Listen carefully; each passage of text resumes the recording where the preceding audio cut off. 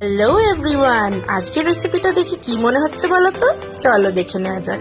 এখানে আমরা breast piece নিয়ে নিয়েছি চিকেনের, যেটাকে আমরা সরু সরু করে লম্বা লম্বা করে কেটে নিয়েছি।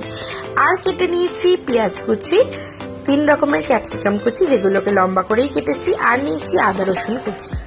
এরপরে চিকেনটাকে ম্যারিনেট করার জন্য আমরা এখানে দিয়ে দেব অল্প করে একটু ভিনিগার, দেব গোলমরিচ গুঁড়ো,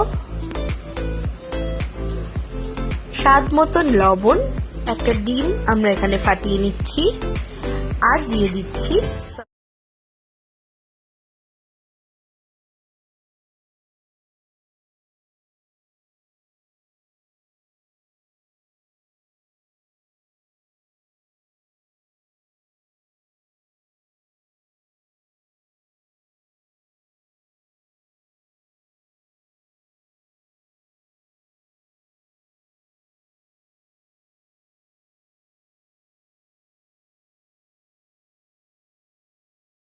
এরপরে চিকেনগুলোকে ভালো করে সমস্ত মিশ্রণগুলোর সঙ্গে ভালো মতন মিক্স করে নিতে হবে।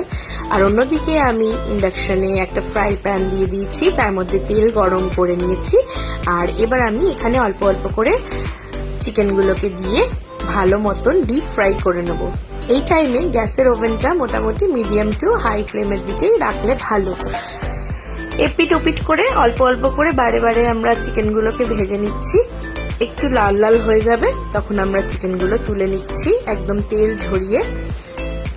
দেখতেই পাচ্ছেন এখানে চিকেনগুলো। এরপরে ওই ফ্রাই প্যানেই অল্প তেল গরম করে তার মধ্যে দিয়ে দিলাম আদা রসুন আর লঙ্কা কুচি।